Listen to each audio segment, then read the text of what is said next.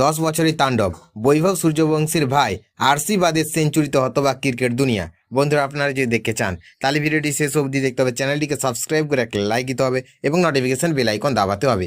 বৈভব সূর্যবংশীর নাম এখন ভারতীয় ক্রিকেটে এক বড় চমক। মাত্র 14 বছর বয়সে আইপিএলে দুর্দান্ত পারফরমেন্স করে তিনি জায়গা করে নিয়েছেন ভারতের টি-20 দলে।